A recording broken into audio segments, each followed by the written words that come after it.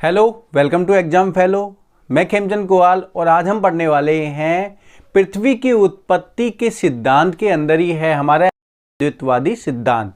इससे पहले हमने द्वैतवादी सिद्धांत पढ़ा पृथ्वी की उत्पत्ति के, तो वो जो है उसका और इन दोनों के जो है दोनों मिला के हमारे पृथ्वी के दो सिद्धांत कंप्लीट होते हैं। एक तो होता है हमारा अद्वैतवादी संकल्पना, दूसरा है हमारा जो द्वैतवादी संकल्पना। इसके अलावा ये दोनों संकल्पनाएं थी, ये हमारी प्राचीनतम संकल्पना थी, यानी प्रारंभिक हम जो सिद्धांत कह सकते हैं। और फिर बाद में कुछ जो है वो नवीनतम यानी आधुनिक सिद्धांत है, वो हम आगे पढ़ेंगे। तो आज हम अद्वितीय सिद्धांत के बारे में पढ़ने वाले हैं। आप ये वीडियो पूरा देखिए, जिसमें हम अद्वितीय सिद्धांत का ग्रहणु परिकल्पना जो है ये हम कंप्लीट करेंगे। तो आइए देर न करते हुए आइए शुरू करते हैं हम। देखिए, द्वैतवादी जो सिद्धांत है, तो द्वैतवादी सिद्धांत का अर्थ होता है, यानी ये जो है कॉन्सेप्ट किस पर आधारित है, ये है हमारे दो तारों पर आधारित है। यानी ये बताया गया है कि हमारा जो सौर मंडल की उत्पत्ति हुई है, जो ग्रहों की उत्पत्ति हुई है, ये दो तारों से हुई है। तो ये जो है ग्रहणु परिकल्पना, ये पहली जो है वो परिकल्पना थी, पहली हाइपोथेसिस थी, जो कि दी किसने? चैम्बरलेन ने। ठीक है, तो चैम्बरलेन ने ये संकल्पना दी थी और ये दी थी सन 1905 में इन्होंने ये परिकल्पना दी। और उन्होंने इसके आधार पे बताया कि हमारा सौरमंडल है, जिसके अंदर जो है वो ग्रह हैं, और ग्रहों में पृथ्वी भी आती है, इसकी उत्पत्ति किस प्रकार से हुई और ग्रहों की उत्पत्ति कैसे हुई। तो यहाँ पर इन्होंने भी दो तारों की बात करी है।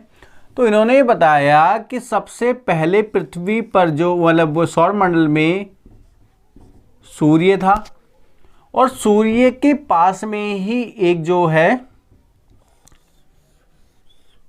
एक तारा और था, जिसे कहा गया विशालकाय। विशालकाय तारा यानी कि सूर्य से बहुत बड़ा था। और सूर्य की कंडीशन क्या थी? सूर्य जो है ये हमारा चक्राकार था, और चक्राकार के साथ साथ में ये हमारा शीतल पिंड था। ये बताया हुआ है पहले इन्होंने, ये मैंने नहीं कहा, ये चैम्बरलेन ने कहा है कि इस प्रकार की स्थिति थी। अब यहाँ से जो है ये तारा था, विशालकाय तारा, एक साथी तारा था इसका, ये हमारा जो है वो एक कक्षा के अंदर घूम रहा था। और जैसे ही ये जो है सूर्य के पास में आने लगा, और सूर्य के पास में आने से क्या हुआ, यहाँ पर एक कंडीशन हुई। सूर्य के पास जैसे ही आया तो वैसे ही जो है यहाँ से यानी सूर्य से जो है वो हमारे कुछ टुकड़े टूट के अलग हो गए, यानी गुरुत्वाकर्षण बल की वजह से जो है सूर्य से कुछ टुकड़े जो है यहाँ पर बिखर गए। जैसे ये जो है ये हमारा यहाँ पर आया, तो उस प्रकार जो है यहाँ पर इस प्रकार की कंडीशन इसके अंदर आई, यानी ये जो है यहाँ से सूर्य से जो है ग्रह यानी कि जो सूर्य के कुछ टुकड़े थे वो हमारे छोटे छोटे जो है अणुओं के रूप में, छोटे छोटे जो है कण के रूप में बिखर गए, जिन्हें एक नाम दिया गया, जिन्हें कहा गया ग्रहाणु कहा गया। उनको ग्रहाणु कहने लगे कि ये जो है सूर्य से अलग तत्व जो हो गए थे। बाद में क्या होने लगा, ये गुरुत्वाकर्षण बल के कारण ऐसा हुआ, लेकिन ये जो है आगे की ओर निकल गया। ये जो विशालकाय सूर्य था, और ये जो पार्टिकल्स जो बाहर निकल रहे थे, ये इसके चारों तरफ ही ये घूमने लगे। तो ये हमारा जो है ये बताया कि इस प्रकार जो है सूर्य से ही कुछ तत्व निकल के अलग हुए। अब हुआ क्या, बाद में यहाँ पर दो प्रकार के हमारे ग्रहाणु थे, कुछ बड़े आकार के थे, ठीक है, और कुछ जो है छोटे आकार के हमारे ग्रहाणु थे। इस प्रकार के थे, कुछ बड़े आकार के थे, ठीक है, जगह जगह, और कुछ जो है छोटे छोटे आकार के इस प्रकार ग्रहाणु थे। अब हुआ क्या कि ये जो ग्रहाणु थे, तो ये जो है जो बड़े जो ग्रहाणु थे वो छोटे ग्रहाणु को अपनी ओर आकर्षित करने लगे। इस प्रकार से अपनी ओर आकर्षित करने से हुआ क्या कि यहाँ पर जो है ये आपस में मिलने लगे, और यहाँ पर क्या हुआ, धीरे धीरे जो है ये ग्रहाणु का आकार जो है वो बढ़ने लगा, और बढ़ने के बाद जो है ये ही बाद में क्या बने, ये जो है बाद में ग्रह बन गए। ये बताया चैम्बरलेन ने। कि हमारे जो है सौरमंडल की ऐसी उत्पत्ति हुई है, बाकी जो अवशेष बचा वो सूर्य रहा और इसके अलावा जो ग्रहाणु निकले उनसे हमारे ग्रह बने।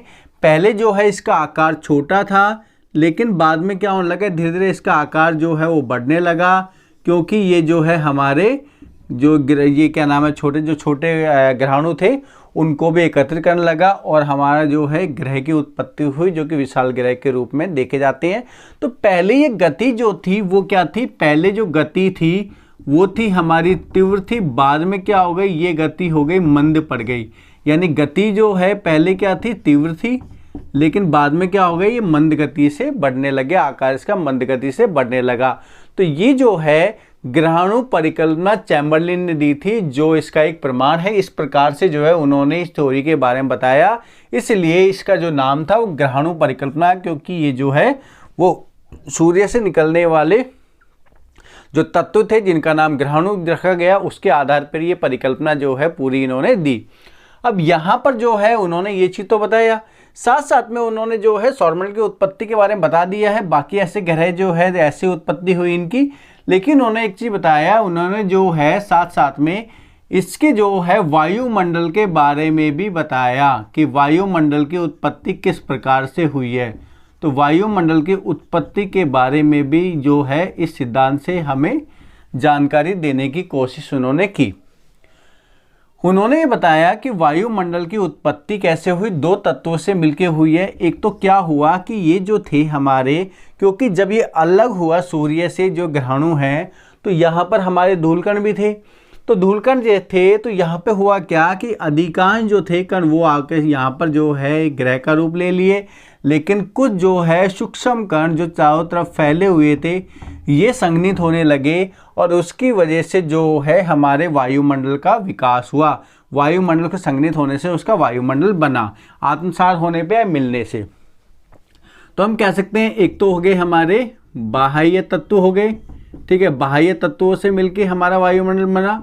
और दूसरा बताया कि आंतरिक तत्वों से मिलके, आंतरिक तत्वों से मिलके कैसे बना, आंतरिक तत्वों में बताया गया कि हमारा जो था अंदर का जो हिस्सा था वो ठोस था, वो ठोस अवस्था में था, क्योंकि एक जो है वो हमारे एक तरह का एस्ट्रॉइड की तरह था ग्रहाणु, वो जो है ठोस था। और ऊपर जो है बाहर जो है वो आदमी ये और जो है अणु आगे उस पर चिपकने लगे और ग्रहाणु आगे उस पर चिपकने लगे, जिसकी वजह से क्या नाम है उसका आकार धीरे धीरे बढ़ने लगा। अब हुआ क्या कि यहाँ से जब बाद में ज्वालामुखी की उत्पत्ति हुई, तो ज्वालामुखी की उत्पत्ति से हमारी गैस विसर्जित हुई, जिससे कि हमारा जो है कार्बन जो क्या नाम है वहाँ से कार्बन डाइऑक्साइड और जो है ऑक्सीजन, ये हमारी गैसें निकली, जो हमारा आज का वायुमंडल जो है जिनसे बना। तो ये हमारा उत्पत्ति के वायुमंडल की उत्पत्ति के बारे में बताया। इसके अलावा इन्होंने बताया पृथ्वी पर जो है वो ऊष्मा की उत्पत्ति कैसे हुई, ये भी उन्होंने बताने की कोशिश करी। तो ऊष्मा की उत्पत्ति के लिए उन्होंने बताया कि इस प्रकार उत्पत्ति हुई जैसे ग्रहाणु थे जब आपस में टकराने लगे और टकराने के बाद में उसमें जो है ऊष्मा उत्पन्न होने लगी।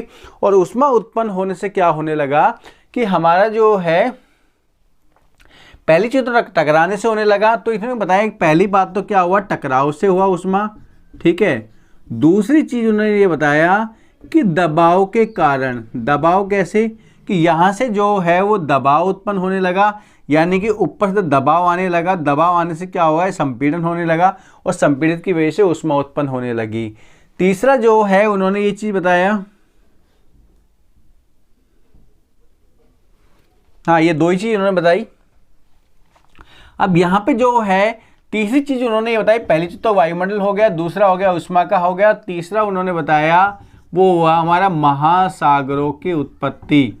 तो महासागरों की उत्पत्ति के बारे में उन्होंने बताने का प्रयास किया कि महासागरों की उत्पत्ति ज्वालामुखी से निकलने वाले जो है वो जल के कारण हुई है। उन्होंने कुछ ऐसा बताया, पहले बताया कि हमारा जो है नीचे जलवाष्प जो थे वो मौजूद था और उसके बाद नीचे समुद्रों का निर्माण पहले नीचे हुआ, धीरे धीरे जो है ज्वालामुखी से वो पानी ऊपर आने लगा, ज्वालामुखी से जो है वो पानी इस प्रकार से ऊपर आने लगा और ऊपर आने के बाद जो है पहले ये गड्ढों के अंदर जो है भरा, उसके बाद जो गड्ढे आपस में मिल गए, फिर जो है महासागरों का निर्माण हुआ। ये उन्होंने कुछ ऐसा बताने का प्रयास किया। तो ये उनकी जो है ये हमारा ग्रहाणु परिकल्पना की पूरी थ्योरी थी जो कि चैम्बरलेन ने दी थी। लेकिन इसे जो है पूरा उन्होंने बताने का प्रयास किया, लेकिन बहुत सारे इसमें तथ्य जो है वो अधूरे रह गए, जिसकी वजह से इसको कंप्लीट जो है वो पृथ्वी की उत्पत्ति का सिद्धांत नहीं माना गया। इसको जो है बाद में नकार दिया गया। उसका कारण क्या था? नकारने का कारण ये था कि पहली बात तो कि इसकी जो आलोचना जो की गई, वो आलोचना क्यों की गई? क्योंकि यहाँ पर ये बताने का प्रयास जो है पूरी तरह से विफल रहा कि यहाँ पर जो है इस प्रकार से जो है हमारे ग्रहों की उत्पत्ति हुई है। अगर जो है सूर्य से निकलने वाले तत्वों से ही अगर ये ग्रहों की उत्पत्ति हुई होती तो यहाँ पर जो है जितने भी ग्रह थे ये एक ही दिशा में चक्कर लगा रहे होते, एक ही दिशा में चक्कर लगा रहे होते, लेकिन इस प्रकार से नहीं है। हर जो है शुक्र और अरुण ये विपरीत दिशा में जो है वो सूर्य के चक्कर लगाते हैं, इसलिए जो है ये जो है संपूर्ण तरह से नहीं माना गया कि ये थ्योरी ठीक है। दूसरी बात क्या, जो कोणीय संवेग इस समय पर जो क्या नाम है सूर्य और ग्रहों के बीच में कोणीय संवेग है, वो कोणीय संवेग जो है गणना के आधार पे जो है ठीक नहीं है। अगर ये स्थिति होती तो कोणीय संवेग जो है इस इतना नहीं होता जितना कि अब है। तीसरी बात, दूसरा हो गया हमारा कोणीय संवेग, ठीक है। तीसरी चीज में ये बताया कि यहाँ पर बताया गया कि सूर्य जो था, सूर्य से पार्टिकल्स निकले जिसकी वजह से हमारे ग्रहों की उत्पत्ति हुई, और इसके कारण ये बताया गया है कि हमारे ग्रह थे वो जो प्रारंभिक स्थिति में थे, प्रारंभिक स्थिति में क्या थे? ठोस थे। लेकिन ऐसा नहीं माना गया। ये माना गया है जो अभी आधुनिक जितने विचारधाराएं थी उसके अंदर ये माना गया है कि हमारे जो ग्रह थे वो क्या थे? पहले जो थे वो द्रव अवस्था में थे, ठीक है ना। तो द्रव अवस्था में थे ये माना गया है। तो यानी कि ये जो है इसके आधार पे ये थ्योरी हमारी गलत मानी जाती है, ये पूरी तरह से कंप्लीट नहीं मानी जाती। तो ये हमारा था ग्रहाणु परिकल्पना के बारे में। उसके बाद में हम दूसरी परिकल्पना और लेके आएंगे नेक्स्ट वीडियो के अंदर। आप ये जो है आपने ये वीडियो कंप्लीट देखी, आपको जो है ग्रहाणु परिकल्पना में अगर कोई डाउट है तो कमेंट बॉक्स में लिख सकते हैं, जिससे मैं आपके डाउट को क्लियर करूंगा।